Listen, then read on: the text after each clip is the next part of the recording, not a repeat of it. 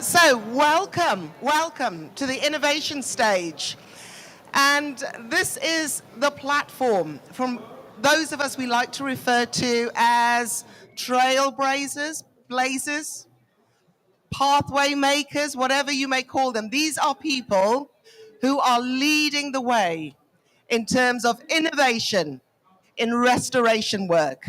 And they are here to share their stories with us every day here on the Restoration Pavilion. This is called the innovation stage. Every lunchtime, we take the audience on what we like to describe as a journey where creativity meets impact. Not just words, but actual impact on the ground. So, over the next hour, what's going to happen? We are going to demonstrate and illustrate groundbreaking solutions, which we believe and we have seen, and it has been proven by our innovators, breathe life into agriculture, forests, and of course, ultimately the environment. And we also want to make sure that we are in a position, by sharing these ideas, that everything we do means that it is trickling down and empowering communities. Sustainable energy, waste solutions, digital tools, regreening the planet, fertilizers. There's a little clue as to what we're going to hear today. A big smile here at the front. So yes, let us crack on. So let me introduce my first innovator today. He's described as providing excellent quality, lower cost fertilizers to farmers in Benin, in Pobè. His name is Christian Ado, and he is the co-founder and CEO of Bioplanet in Benin. This is a multi-award winning organization. That's all I'm going to say. And he claims that he wants to revolutionize agriculture.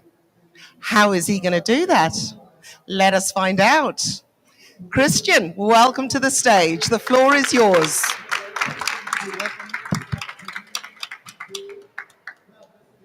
Thank you so much for giving me the floor. Good afternoon, honored delegates, Your Excellencies. So I'm more than pleased to be here today, sharing our land restoration business journey and the way we can collaborate together to create a better future for the present and the future generations. I am Christian Ado from Benin Republic, West Africa, working with three other dedicated young entrepreneurs to shape the future of our business. You know, there is no a better way today to address farmland restoration than promoting sustainable agricultural practices. And most importantly, applying excellent eco-friendly agricultural inputs.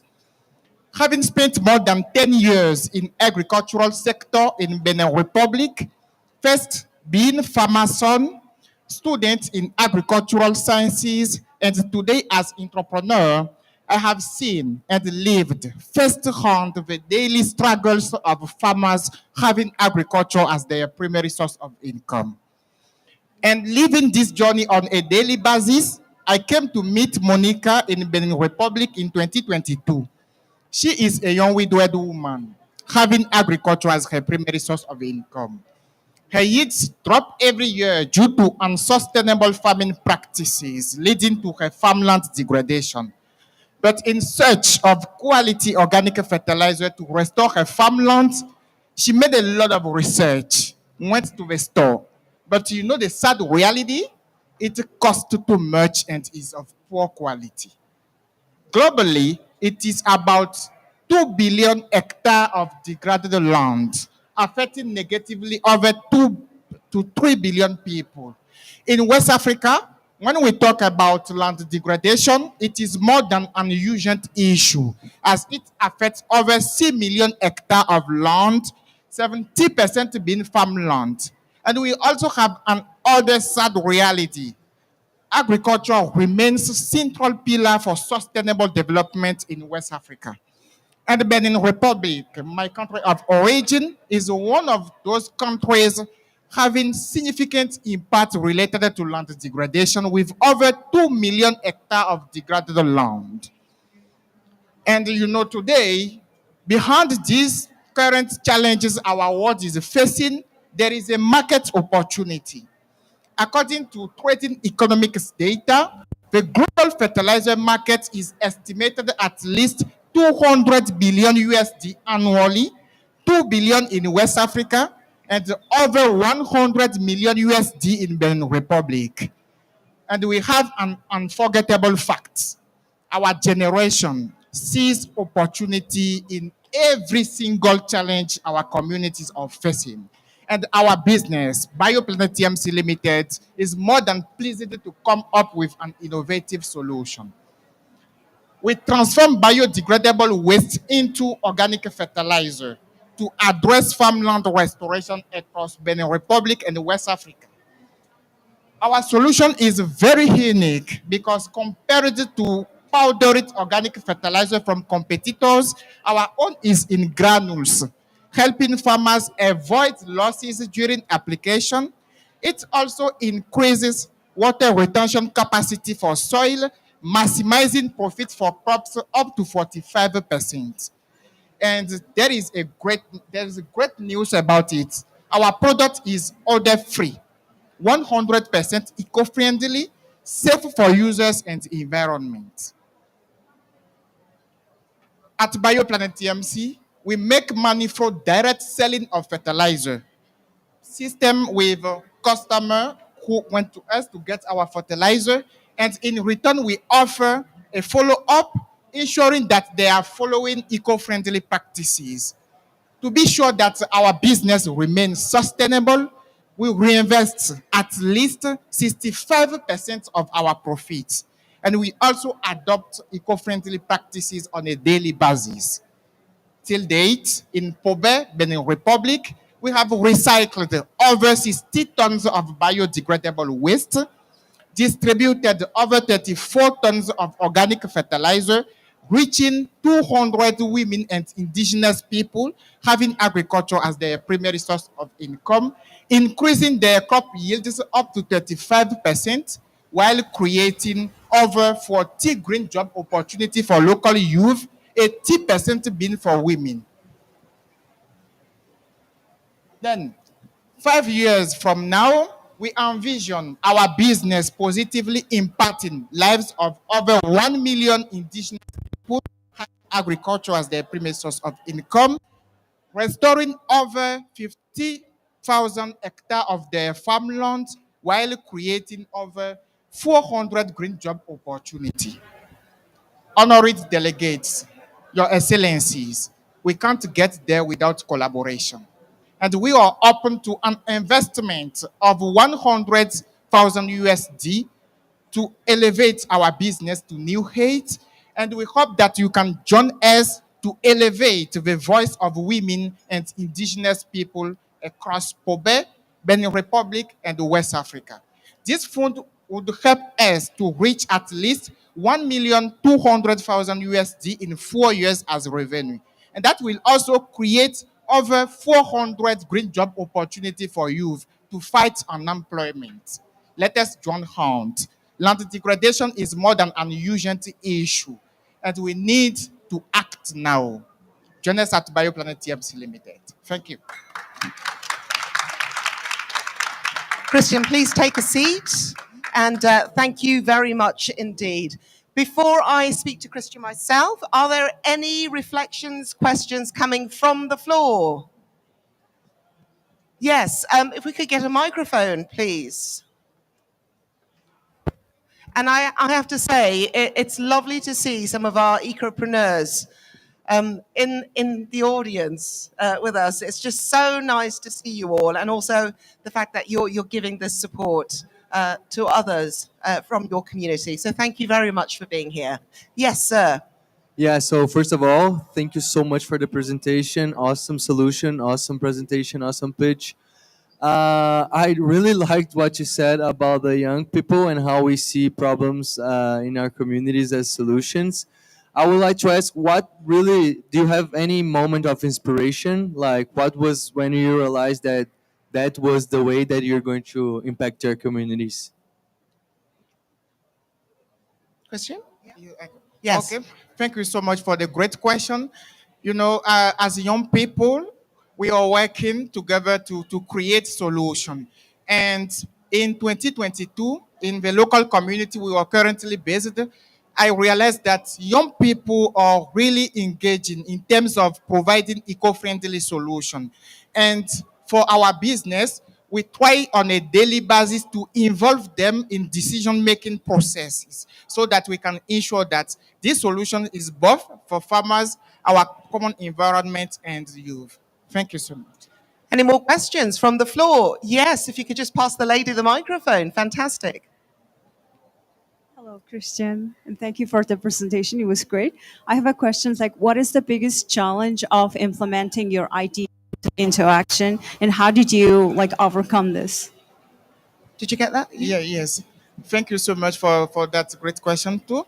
The biggest challenge I would like to say at the beginning of this journey is to be able to raise funds for our business. Most importantly, each country has its reality, and in French-speaking countries, really difficult to raise funds, but we need to adapt. Adaptability is a great skill any entrepreneurs need to have if you would like to move forward your job. And on a daily basis, I keep working on my English speaking, and that helps me a lot to get some opportunities. And finally, have been able to launch our business with our own funds and also support from organizations like Resolution Project, ITC, G20 Global Initiative. Um, that is wonderful. Thank you very much. And do you know what? You're the second person who has said it, or rather placed emphasis on speaking English. How much of that has been a challenge to taking your business to the next step? Yes, it takes me 2 years working on that. It takes me 2 years working on that. And finally, even if it is not the best level I need, I know that this could help me connect with other people, creating solution and working on a daily basis will get there. Yeah. Je pense que ton anglais, c'est génial. Vraiment, c'est très bien. Merci beaucoup. Merci. It's no mean feat to learn a foreign language. Trust me, I appreciate it. Any more questions? I have a couple I'd like to put to Christian, if I can go ahead. Are we happy with that? Okay. Christian, I'd like to know, what were your reflections, or what did you think when, number one, the pandemic hit, and then number two, we had the war in Ukraine, and of course, we all know about the fertilizer crisis, that and how it impacted so many countries across the continent of Africa. What was going through your mind at that time? Because this is how businesses react and are agile as well. Yes, I have already said that we are a generation that really sees opportunity in every single challenge. And when that crisis raised so far, Benin country is one of those who are suffering a lot from fertilizer issues because most importantly, they import fertilizer from Ukraine, from Russia, and so on. Then, as young people, as young graduates from universities, this could be a game changer for our journey as students and young entrepreneurs. Then we can come up. We already have what we need in terms of raw materials to innovate. Then it is the best time to come up with an innovative solution, even if at the local level, and in few years we can grow. Then we saw this pandemic and also Ukraine crisis as biggest opportunity to show that we can, as youth, do many things we need in order to elevate our countries to new heights. I think it's wonderful because you've got the likes of Dangote in Nigeria. I mean, Exactly. they are on another level. I think he is hoping to become the largest, the main producer for fertilizer. So congratulations, Thank you, sir. Christian. Congratulations. Why is it important that your fertilizer is odor free? said, and a benefit or another plus is that it is odor-free. Why is that important? Exactly. Our production process includes all strategies we need in order to avoid some odors that could damage users' journey and also our environment. Then it is in terms of production process. We make all possible to ensure that odors are mitigated, ensuring that our customers couldn't face any challenge related to that. It is in our production processes. So are you saying that the odors can be toxic, or is it just that There is no toxic. Most importantly, during the granulation process, it is where we play the key role. Yes, when we finish composting, we treat it once again with natural based plants to avoid odor. And this granulation process also help mitigate odor because it is a treatment at several levels. And finally, you get this fertilizer free. And after this meeting, I can show you this. I can't wait, Yes, I have especially if it. it's odor-free. Yeah. And finally, just remind us, what is the next step? I know you said finance is a challenge. Yeah. So what's the next step for your business? The next step for our business is to be able to raise 100,000 USD as fund to purchase machines and to also pay for human labor in order to increase our production capacity, being able to offer at least 100,000 tons of organic fertilizer by 2030 in order to restore over 40,000 hectares of farmland across Benin Republic and also West Africa. Then we're looking to elevate our innovation because in Africa, for example, there is no fertilizer in granules. Then the granulated organic fertilizer is an innovative aspect. And yeah, everyone, and in terms of farming process, they would like to try this fertilizer. And we have already some testimonials that shows it is benefit for plants. Just to remind us, you said there are, it's very rare to see granules, Yes. fertilizer granules on the continent. So normally these are in liquid or powder form. Is that what we're saying for the African continent, fertilizers? If it's not granules, what are they? What is it? How does it, what in form? liquid or in powdered form. okay. And with powdered form, due to effects of winds, farmers are losing enormous quantity. Why applying this fertilizer to crops? Then it is really amazing to come up with these innovations to help them avoid losses and all. Christian. Yeah. Christian, And, sorry, something carry that on. I Yes. did not mention yet is anti-parasitic properties.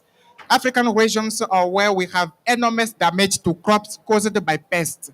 Then we incorporate anti-parasitic properties in our fertilizer process so that they can fight against pest damages. And that based on natural plant solution that we incorporate in our solution.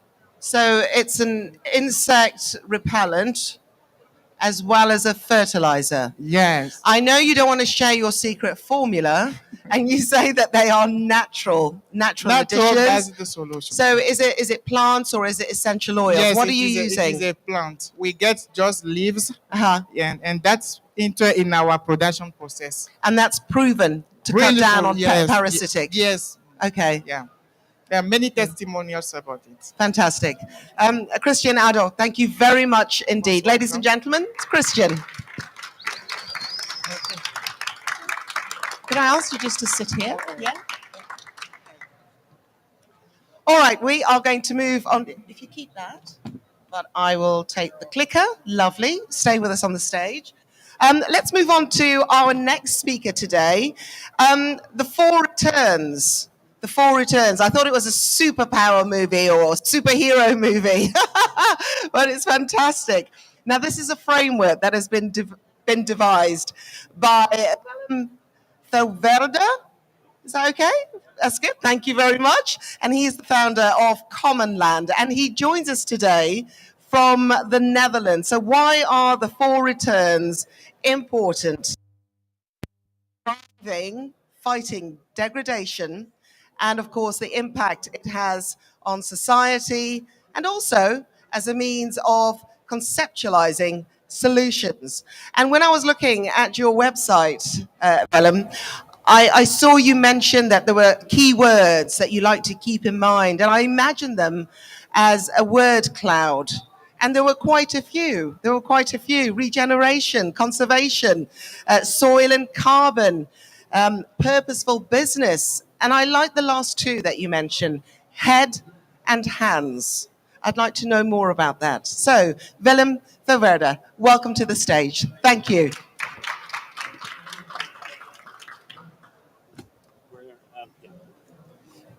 Okay, thank you very much, and thanks for the introduction. So, yes, I'm also not a native English speaker.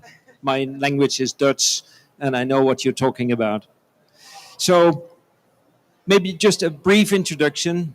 I was trained as an ecologist, tropical ecologist, and have been working a lot in the tropics, and also with IUCN as a director of the Netherlands and so on. So, I've been in that conservation world for many years.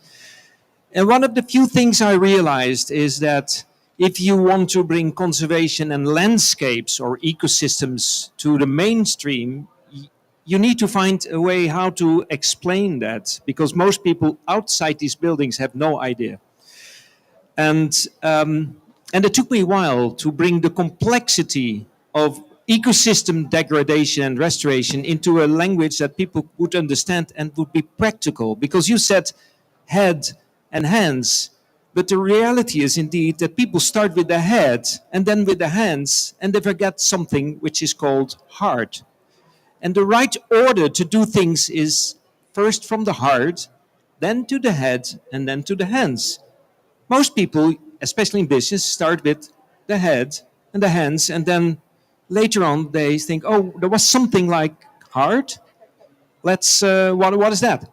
So I wanted to bring that all together after many years working in the conservation world and identifying, bringing what we call the ecosystem approach that was adopted by COP5 of the Biodiversity Convention 24 years ago, nearby in Amman, which was wonderful, 12 principles with the head, but wonderful, holistic, and no one used them. And I thought, at a certain moment, I want to make that practical.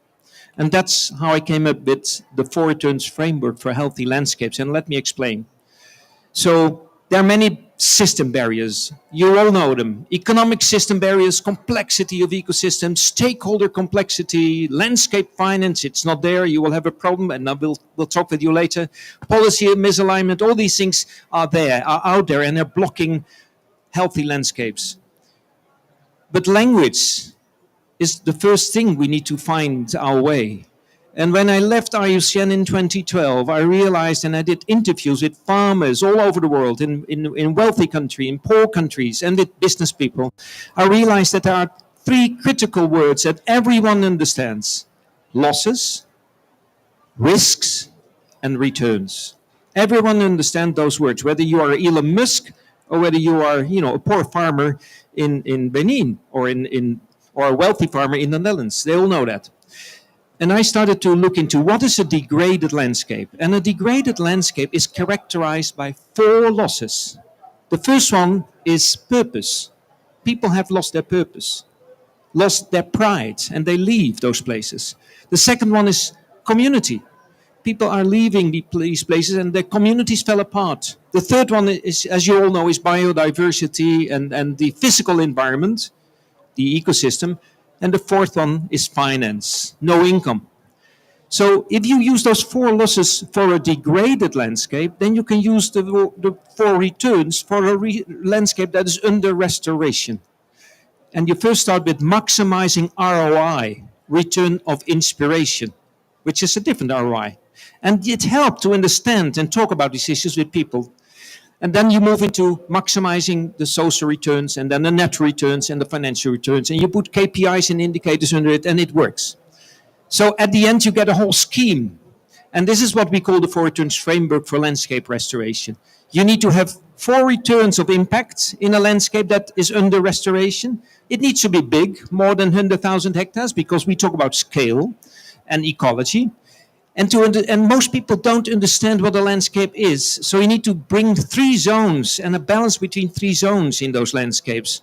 And we say you need to find a well balance between nature, between the economics, the urban areas where you have cities and fabrics, and the zone where you combine biodiversity with agriculture. And we call that the combined zone. And that's where we talk about organic agriculture, regenerative agriculture, holistic grazing, agroforestry, all these systems. And you need time, because we need to move away from projects into long-term processes, because this is about two things. Building trust with stakeholders take time, and restoring ecology also takes time. So we said minimum 20 years. And together with the whole process, we started doing it. And here you find the process elements, helping to establish a landscape partnership with shared understanding, work out a landscape vision in a plan, and start doing it. And that's what we did since 2013 when Commonland was founded. Let me show that it is possible to do it, because you have this generic language with KPIs, and I won't talk much about it, but each landscape is different with specific indicators, and there's an interaction between the two. And that's what we have found out, that everyone understands this narrative and language and understands the generic indicators, which is beautiful. From a poor farmer to a wealthy businessman, and from a government official to an ecological expert. So it exists, the indicators. I won't talk much more about it. It exists. You can find it on the web. And we work with these 5 steps, which starts with shared understanding, and we do it with a beautiful approach and methodology called Theory U. You can Google it. It is fascinating. You go with a deep understanding together in a room and sort out your belongings and your differences in a way so that you can build upon how to beautify this landscape for the coming decades. And we started doing that in Spain, 1 million hectares. In South Africa, 550,000 hectares. In Australia, in an area larger than 1 million hectares. Even in my own country, which is one of the most degraded countries of the world, the Netherlands, they export all those horrible chemicals and fertilizers. And in India as well. And we set up initiatives together with all kinds of partners, and moving now to a place where more and more actors, independently from us, are using this framework. Because what is our vision? Our vision is that this narrative can become the intel inside of a new holistic landscape restoration industry, because that is actually what we needed. Let me share just some brief pictures just to give you an insight so how you can frame it in one landscape of 1 million hectares in Spain and what is happening there, working on small and large ecological corridors in the natural zone, working on the natural zone establishment of wetlands, again, bringing wetlands back with the right understanding of the ecology, looking into the combined zone. How can you make a combination of polycropping systems? In this case, almonds with aromatic oil and other nuts.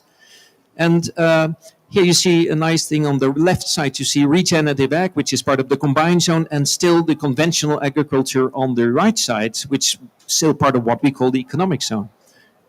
And increasingly, those farmers are looking to each other. What's happening here? And they start to talk about first the farmer on the right side said, "You're crazy. This does not look very nice." And now he's starting to think about what's happening there. So, in the case of Spain, but we also see it in Southern Africa, the Fortunes framework is copied by others, like what you can see here. And the same thing is happening in India, and that is actually what we would like to see. If you look into the finance of a landscape, the interesting thing is if you don't have the first gray line of supporting a landscape partnership, it will be very difficult to work on a landscape restoration industry, in this case for a landscape. So what we try to achieve is getting this long-term funding up and running to bring stakeholders together over 20 years, mostly from philanthropy. It is increasingly going a little bit with public funding, and sometimes even companies, especially family companies, start to understand this and help. But the beauty is that we have seen already in some of those landscapes that here we can help to help set up regenerative companies like the beautiful company you just shared with us. These kind of initiatives are critical, and these are the things, especially with the young generation, that move forward to bring this up to speed. So we are learning a lot. We are bringing partners together. That's our role. We help with landscape findings. We help to build evidence within the global learning community, because we are making now reports and learning and all kinds of classes. And increasingly, we try to influence policy actors. That is what we do. and we hope you can come after to learn more about what we're doing. This book, which is the guidebook, will be launched on the 11th, 11 years of experience on the 11th December here at 1 p.m. Thank you very much. Thank you very much, Willem. And just tell us, while we're on the subject of the book, the launch is going to take place, when you say here, is it the Restoration Pavilion? Or?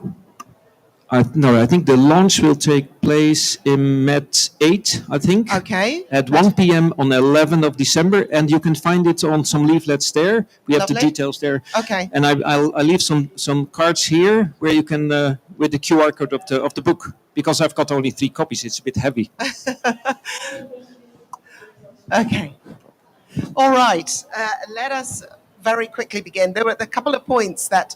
No, stop. Anything from the floor before I start putting my questions to Willem. Willem, it just jumped out at me because you said the Netherlands. I mean, you come from the Netherlands, so you claim that you come from a land that is heavily degraded. The Netherlands is known for its horticulture industry, is it not? It is, and cheese and agriculture. It's the second, I'll tell you. Is there anyone here from the Netherlands? No, I hope so. Oh, you. Okay. Okay, you check me out. The Netherlands is 44 million hectares. It's very small. And it is the second exporter of agricultural products in the world. How is that possible? You can't do that with 4 million hectares. So you need to have some hectares outside the Netherlands where you produce stuff like flowers, bring it to the Netherlands, put a price on it, and export it to New York, whatever, all the places in the world. That's not very good green credentials, is it? So, no, sorry? Not very good green credentials, is it? No, I don't want to blame my own country because I'm a product of it. But if you look carefully into all those systems, and when I'm working in nature since I was a child, so you get inspired, and then you start reading, studying, and you get behind all those stuff. And you think, what can I do coming from this country to help a little bit? And one of the things is this, that we need to be honest about our own country. Mm-hmm. We lost our biodiversity tremendously. If you look at all the lists, our biodiversity, and he's nodding, our biodiversity went down the drain tremendously because of this industrial agriculture. So now we need to convince our farmers that there is a new approach, which is very difficult. Very difficult. You have riots and problems with all those farmers to make sure that they understand that the new project of export product of the Netherlands should be restoring landscapes and help. That's my personal opinion. There is the minister's not listening. He will do. I hope. They can't stop it, can they? It's coming for all of us. No. Okay. Sorry? I think what really grabbed me from your presentation was particularly when you looked at the process, impact, landscape, time. It looked to me almost like a business model. It looked to me like a business plan. And often that seems to be one of the biggest barriers to, getting heard. Your business can make it, but you just don't know how to go about presenting it. Am I right that you are presenting a new way of a business model, a business plan? I mean, that's what I felt looking at it. I'm an ecologist, so I never did an MBA or that kind of stuff. But I always have been talking to business people everywhere in the world. And especially during my IUCN time, when I worked for 17 years at IUCN, I got grants from the Dutch government and other governments to spend to projects. And I always say ecologists are realists because they know what's happening on the ground.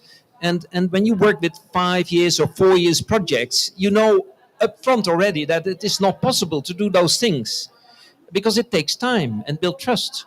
So at a certain moment, I merged the business language into the ecosystem approach language and mixed them up a bit because my ambition is to build a bridge between the world outside here, the business world and the finance world, with ecology. We all know that we need chief ecosystem officers instead of chief executive officers, but they're not out there yet.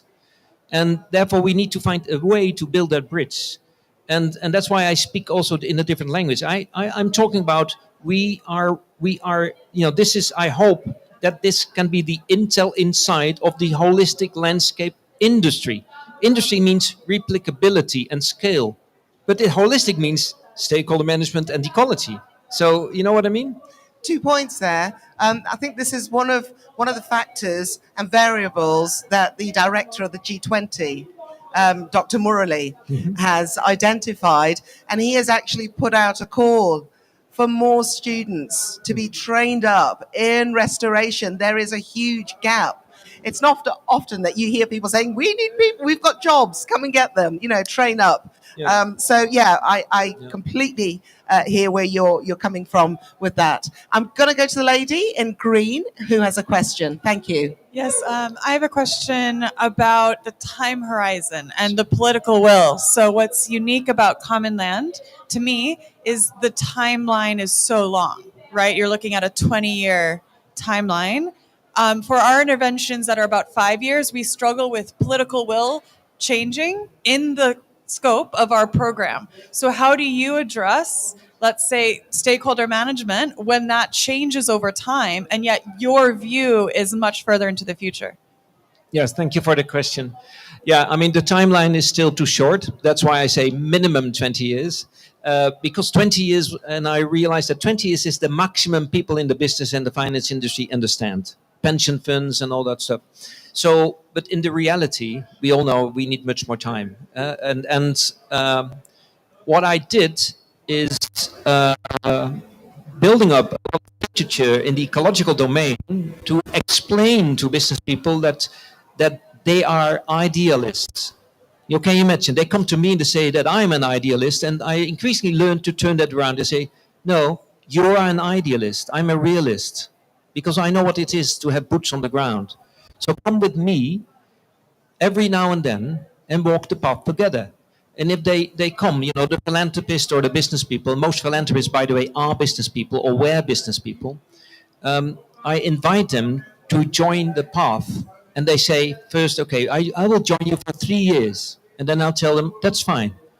But in year four, I will tell you to again join me for 20 years. I will not stop. So I'm repeating that again and again. And if you bring them on board and visit those partnerships in those landscapes, they gradually start to understand it. Because, there's one sentence you might keep in mind: maximizing return on investments. That is the holy grail, right? Everyone. I'm also associated to a Rotterdam School of Management, a business school. I'm the only ecologist there. So, and I tell them, you all are trained in maximizing return on investment. And they nod, yes, that is our goal. We want to be wealthy and rich. And then I ask them, just put 2 words after maximizing return on investment: per hectare. What is that? Oh, you see them thinking, because they start to land on the ground because they don't know actually what a hectare is. So I tell them it's a little bit more than a football field. So maximizing return on investment per hectare, what does it mean? It means degradation. So degradation is because of maximizing return on investment per hectare. And then you start to have a conversation. And that's why it's so important to have this way of work in the business schools. And that's what we did so far. We had 3 MOOCs, massive open online courses with business schools to bring this thinking in, because most people have no idea.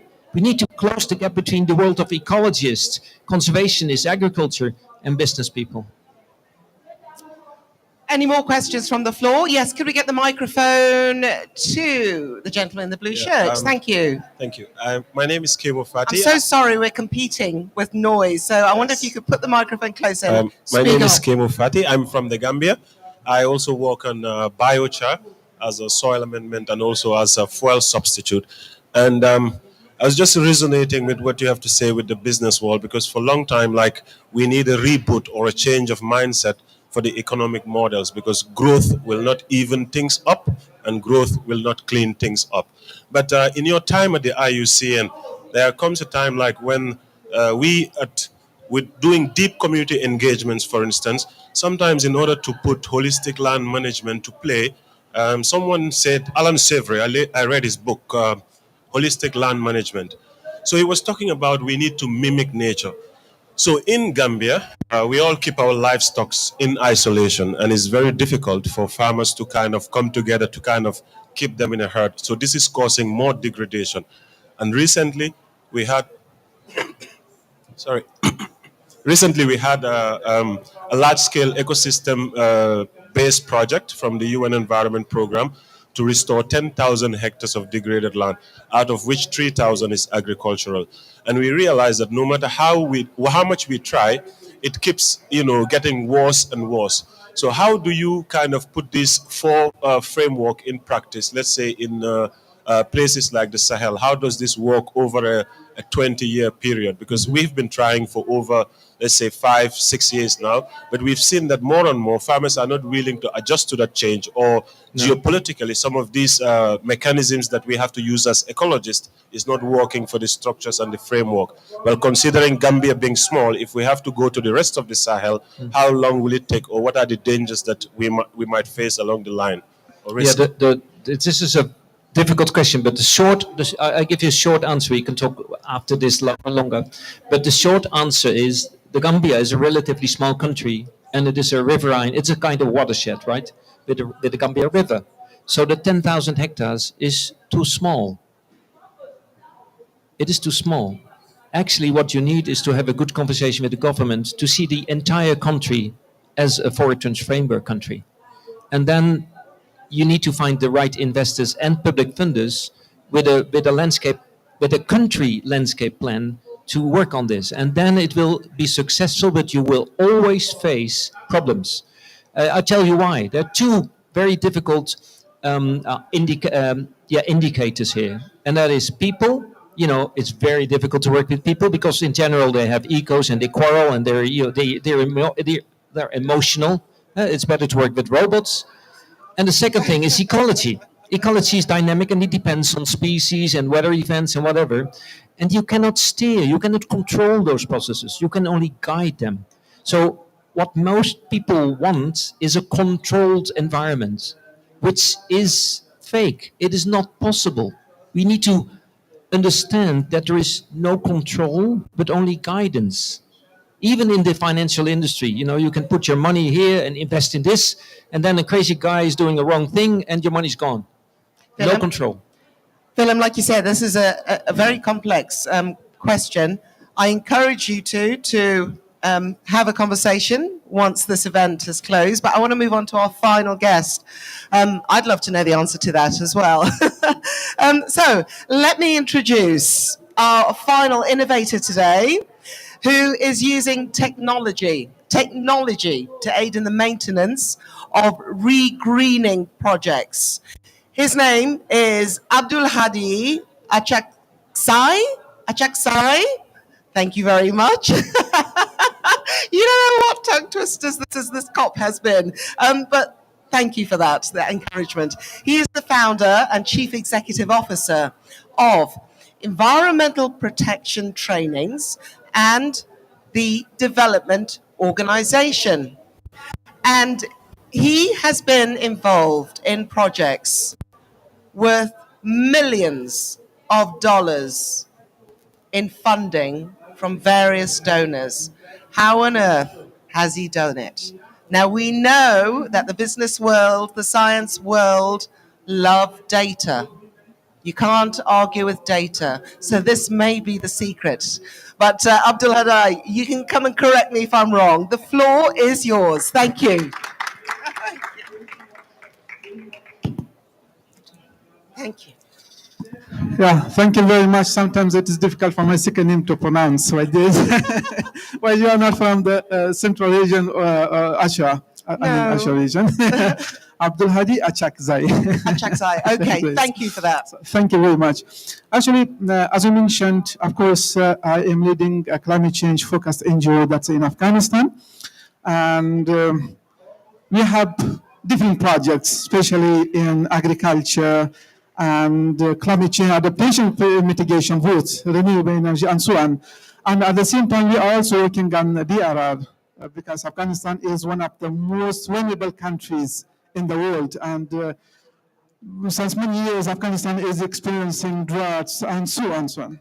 So when we are designing projects in Afghanistan, when we are writing proposals to donors, of course, we are using different resources and we are using different technologies. And especially when we receive funds or we are planning projects, when we are planning or preparing plans, when we are going to the implementation stage, of course, we use different resources, different technologies, and different issues to tackle, to make it easy. So here in my presentation, of course, I will talk about how you can use GPS and GIS while you are preparing a proposal in the first stage, while you are conducting assessment, while you are conducting feasibility study, and when you are planning a project, as well as when you are in the implementation stage. So here, I know everyone knows about what is GPS and what is GIS, because GPS and GIS both are terms which is coming to our field every time. And we have GPS is anyway with us. It is in our smartphones, it is in our watches, it is in our cars and everywhere. So here, I will shortly say about that it is a global, GPS is a global positioning system. It is actually the navigation, it is like global navigation satellite system that provides location and time synchronization while you are in your projects, I would say shortly. And GIS, our geographical information system, it is actually a computer system that is analyzing and displays geographic information for your project whenever you are planning. Or when you are targeting a location, specific place, it is displaying and analyzing the data. So, as I mentioned before, whenever we are planning a project, when we are going to implement a project, in any stage, if it does feasibility stage, if it does implementation stage, if that is planning stage, we use these tools. Which tools? Which technology tools? GPS and GIS. Remote sensing also we use sometimes for large-scale projects, and especially when we are conducting social environment and environment social impact assessment. We use especially GIS, GPS, and remote sensing. So here, these are the tools that we use in these two terms, as I mentioned here. One is planning stage, and another is implementation stage. In implementation stage, we can track the progress, monitor and see the changes. We can easily monitor the projects. Even sometimes in some projects, people are watching our progress from very remote areas, and they see the growth of our projects and our, I would say, trees planting, land degradation, anything that we have a kind of initiatives. So here, sometimes we are thinking that, especially here, I am talking about regreening initiatives. So sometimes we see what is regreening initiatives and how we do it, what kind of initiative projects are there. Of course, everyone of you know about that, but let me just tell you that it is restoring degraded what? Ecosystems, as well as combating desertification and promoting sustainable land. It means when we have projects for these purposes, it is a regreening project initiatives. And for using GIS and GPS technologies, this means in these projects, we can use these tools to effectively and efficiently monitor our projects and collect the data, as well as it is helping us in decision making and in large scale environmental projects, as I mentioned before, with environmental, social, and impact assessment. So here also there are some photos I brought here, but let me explain a little bit more because the role of greening projects, especially the role of GIS in greening projects. There are three main parts that we use that GIS has played key roles. One is mapping degraded areas. Whenever we are targeting a specific location for our project anywhere in the world, what we do first, we identify the location. And the GIS, what it does for us, it identify the region and the locations that require what? That require interventions. The second one, monitoring linked changes. Whenever we have implementation stage and we are monitoring our projects, what we do? Through GIS, we can track vegetation growth or trees growth, and we can also see the land restoration over the time. And then we have the data integration. We are combining different kind of satellite data like imagery as well as soil data and climate models. For what? For informed decision making. So the role of GPS, what we do here in GPS, we precise planting locations. We actually ensure that optimal placement of trees, where to plant the trees, where to cultivate the trees. One issue, and then we have tracking resources like monitoring equipment and logistical issues, and then we have community engagements.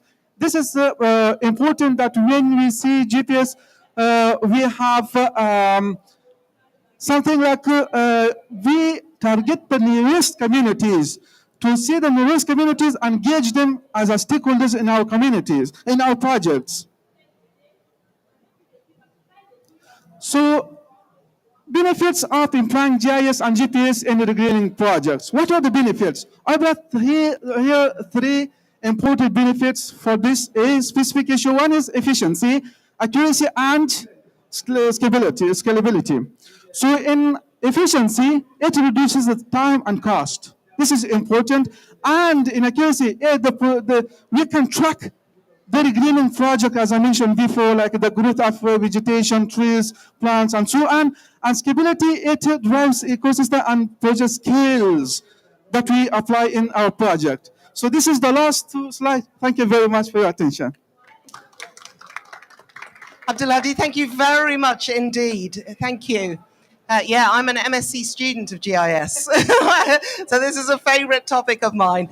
Are there any questions? Yes, lovely. Questions straight out at the back of the room, please. Thank you, sir. My name is Majid, Engineer Majid. I'm involved in this forestation.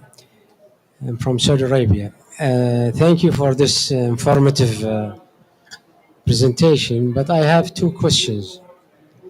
You are focusing in the GIS technology and GPS technology. Can you hear me? Just a bit, if you could just, just speak up a little bit more. Sorry. Thank you, sir. Thank you. Thank you for your informative presentation, and I think it's unique that you use these technologies in your projects. But I have 2 points regarding the data. Data is the raw material for the emerging technologies like AI. So everybody knows talking about AI and the use of AI and other emerging technologies. We know there are data collection, data storage, and data analytics. But the most important thing is data governance. And you are generating data from these two technologies, but I don't know if it's governed or not. So data governance is the last point with the data culture or science. And it's subject to 191 criteria to be implemented in order to say that your data is correct. So geospatial engineering, also they are using the technology of GIS and GPS. But I don't know this gap for the last point for data governors. Now we are hearing about the ESG, environment, social governors. So when we come to environment governors, that is data, first of all, to be governed. So is the one who initiate the ESG report is doing the data governors that their report can be reliable? I have doubt on these reports. Thank you. Thank you very much, sir. Abdul Hadi, data governance. I mean, data is where it's at the moment, isn't it? It's worth so much, but is it correct? Who is governing the data that is being employed? Actually, it was good points mentioned by you, sir.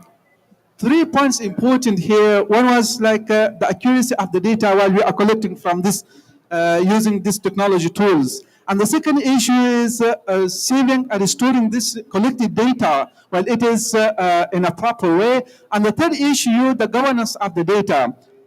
Of course, when we collect the data, that's important. We need to store it. We need to save it. And how we need to save it?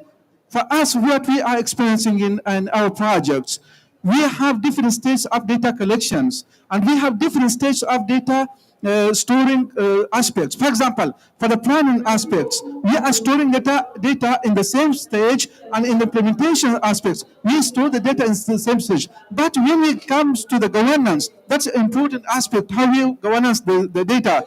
When we have planning system, if we separate these data, one is for planning storage data and another is for the implementation, then we can manage it easy and we can governance it easy, and not only for one project, we can use it for different projects in the future. We can use the same data in different projects while we are planning for the future. Abdul Hadi, I'm so sorry about the noise, but I'm going to put one more question to you and then we'll bring it to an end. When you said checking the data, collecting the data, I remember in my day, we used to carry out the process of ground truth.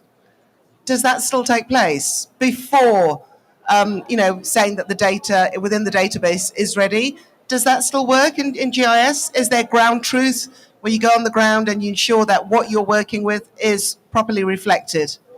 Well, you see, one is GPS and one is GIS. What GPS do is one job, one GIS do is different job. GIS analyzing the data. GIS a computerized system, and GIS is displaying the data. But sometimes we also use remote sensing. For what purpose? For getting the image of the specific areas or the targeted areas. So for these purposes, for these issues, of course, when we collect the data, GIS is identifying the location, it is identifying the targeted areas, and the GPS. And the GIS, it is computerizing, it is analyzing, it is doing, it is a tool that is from one side analyzing and from another side displaying the data. Okay. And when you're using satellite data, of course, what time period are you using? I'm just pressing home this point because the gentleman brought it up, and data accuracy is so important. And even using AI, we have the issue of hallucinations, don't we? So we're still not there. So very quickly, I'll try and reframe the question. We, at university, as part of the my MSc, my thesis was on using a neural net, early AI, to classify land use in Morocco. So we started with satellite and remote sensing. And the next part of my thesis was to go to Morocco, to be on the ground, to carry out the ground truthing, to see if it matched, because the dates, the seasons didn't always match with what I was seeing. Is that done? Do you have boots on the ground that check? Yeah, that's fantastic. The GIS. I'm showing my age. Actually, when you are planning a project in any location, of course, what I mean by identifying the location, what I mean by identify targeted area, that means you already identified a specific location. And then you need to go with a machinery, with a specific technology, sophisticated machinery, and then take the landscape of the specific areas and find out which areas are more degraded in those areas. This is, of course, important, but the timing, when we talk about the timing, of course, the timing should be considered, and it is taking. It's not easy. No, it's but not. Still, the technology, it makes it sometimes easy. But when you look to the accuracy, absolutely, accuracy is there. Abdul Hadi Achakzai, did I say correct? Yay! Christian Ador, and also Willem Verwerdo. Yes. Okay, I'll take that as a plus for today. Thank you very much, and thank you as well. Thank you. And please do grab our guests to further develop your questions as well. Please do. That's why they're here. Thank you.